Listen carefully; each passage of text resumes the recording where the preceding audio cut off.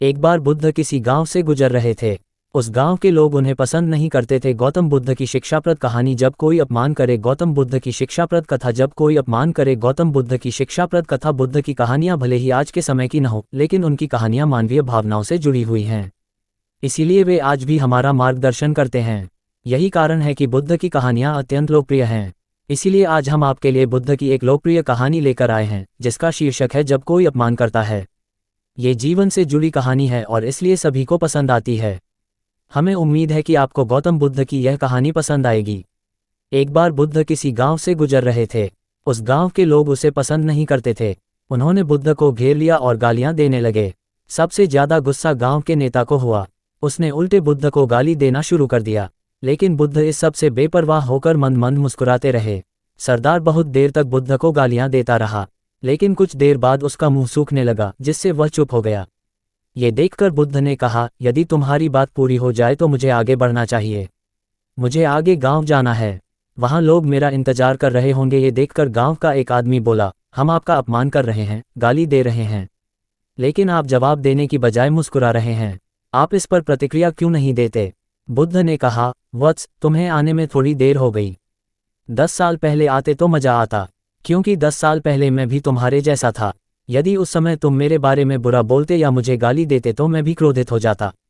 इससे ज्यादा तो मैं तुम्हें गाली देता। संभव है कि वह शारीरिक हिंसा का भी सहारा ले, लेकिन अब मैं आगे बढ़ चुका हूँ। मैंने अपना सारा गुस्सा और नफरत पीछे छोड़ दी है। अब मैं उस जगह पहुँच गया हूँ जहाँ तक आपकी गालियाँ नहीं पहुँच पाती। तुमने मुझे गाली दी, ये तुम्हारी भावना है, लेकिन आपकी भावनाएं मुझ तक नहीं पहुँच रही हैं। मुझ पर इसका आरोप तभी लगाया जाएगा जब मैं इसमें भाग लूँगा। एक बार मैं उन्हें स्वीकार कर लूँ, लेकिन मैं आपकी इस हरकत से तटस्थ हूँ, इससे कोसों दूर हूँ। यही कारण है कि मैं अभी भी पहले की तरह शांत हूँ। ये सुनकर सरदार बोला, अरे ऐसा कैसे? मैंने तुम्हें गालियाँ दी हैं और पूरे गांव के सामने तुम्हें गालियाँ दी हैं, फिर इसे लेने या न लेने का क्या मतलब? बुद्ध ने कहा, वत्स, मैं कल एक गांव में गया था।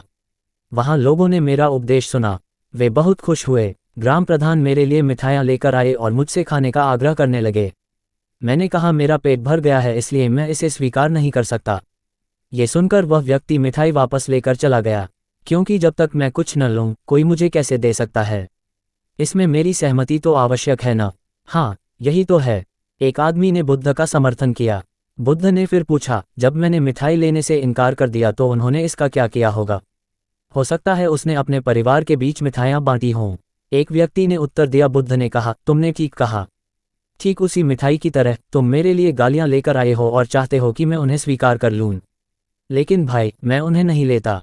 अब बताओ, तुम उनका क्या करोगे? इसका उस शख्स के पास कोई जवाब नहीं था। बुद्ध ने फिर कहा, मुझे तुम पर दया आती है, वत्स। अरे मुझे तो गुस्सा तभी आएगा जब मुझे ये गालियां मिलेंगी, और जब मैं गालियां नहीं खाता तो क्रोध का प्रश्न ही नहीं उठता। सरदार ने बुद्ध की बात पर कोई प्रतिक्रिया नहीं दी। शायद वह कुछ सोच रहा था।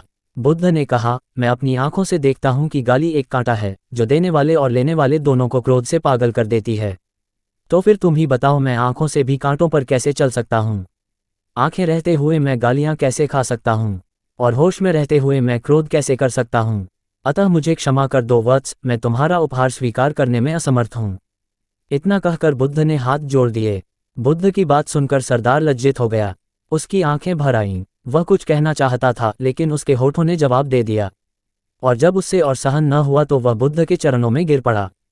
दोस्तों, हम में से ज्यादातर लोग यही सोचते हैं कि हमारे दुखों का कारण कोई और है, और जब हम इस पर विश्वास करते हैं तो हम आत्मनियंत्रण की कमी और खुद को नियंत्रित करने में असमर्थता को नजरअंदाज कर रहे हैं। वास्तव में ये हम पर निर्भर करता है कि हम दूसरों द्वारा प्रदत्त नकारात्मकता को स्वीकार करते हैं या नहीं। यदि हम नकारात्मकता को स्वीकार करते हैं तो हम अपने पैरों पर कुल्हाड़ी मारते हैं, और जब हम उसे अस्वीकार कर देते हैं तो घृणा, क्रोध, हिंसा सभी से मुक्ति मिल जाती है। दोस्तों, हम आशा करते हैं कि आपको ये बुद्ध कहानी जब कोई अपमान करता है पसंद आई होगी। दोस्तों, हम आपसे फिर मिलेंगे ऐसे ही रोचक और उपयोगी कहानी के साथ। तब तक आप जहां भी हों खुश रहें और खुशियां बांटते रहें। सूचना सिर्फ मान्यताओं और जानकारियों पर आधारित है। यहाँ ये बताना जरूरी है कि यह मेरा वीडियो किसी भी तरह की मान्यता, जानकारी की पुष्टि नहीं करता है। किसी भी जानकारी या मान्यता को अमल में लाने से पहले संबंधित विशेषज्ञ से सलाह लें। धन्यवाद।